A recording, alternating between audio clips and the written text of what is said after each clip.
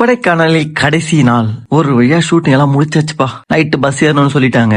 இன்னைக்கு எப்படியாச்சும் ஃபுல்லா எக்ஸ்ப்ளோர் பண்ணணும்னு முடிவு பண்ணி காலையில எழுந்து கபால் ஒர்க் அவுட் எல்லாம் முடிச்சிட்டு ஊர் சுத்த கிளம்பலாம் பிளான் பண்ணியாச்சு. இந்த கொடைக்கானல் 10 நாள்ல எப்படியாச்சும் வெள்ளை ஆயிட்டு வரலாம் முடிவு பண்ணா நம்மளோட பெரிய சைக்கோவா இருக்குது இந்த கொடைக்கானல் வெதர். திடீர்னு மழை அடிக்குது, திடீர்னு குளிர் அடிக்குது, திடீர்னு வெயில் காட்டுது. ஐயா முடியலப்பா, எப்படா முடிச்சிட்டு வீட்டுக்கு கிளம்புவோன்னு.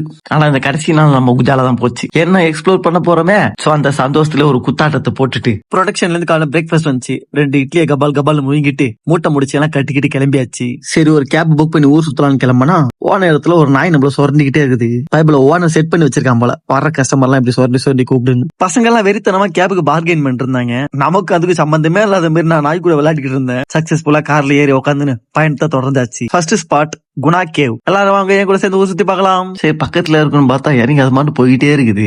உள்ள போனா ஒன்னும் இல்ல, 2 மரம், ஒரே ஒரு மரம் கூட்டு வந்து ஏமாத்தி போட்டாங்கப்பா. அவங்க காட்டின 10 ஸ்பாட்டுமே எங்களுக்கு சுத்தமா சாட்டிஸ்பேஷனே இல்ல. 10 7 நினைக்கிறேன். சரி விட இருக்கிறத சந்தோஷமா இருக்கிற மாதிரி அரேஞ்ச் பண்ணிக்கோமோ சொல்லிட்டு அங்கேயும் ஜாலியா ஜிம்னாஸ்டிக் ஹேண்ட் ஸ்டாண்ட் சொல்லிட்டு நின்னுட்டு வந்தது கொஞ்சமாச்சு கண்டென்ட் எடுக்கலாம்னு சொல்லிட்டு வீடியோல எடுத்துட்டு அங்க இயற்கை அழகெல்லாம் போட்டோ எடுத்துட்டு அப்படியே ரூமுக்கு வந்து பேக்கப் பண்ணி பஸ் ஏறி சென்னைக்கு வந்தாச்சு. நாளைக்கு சென்னையில பார்க்கலாம். Until then by from Guru, Tata.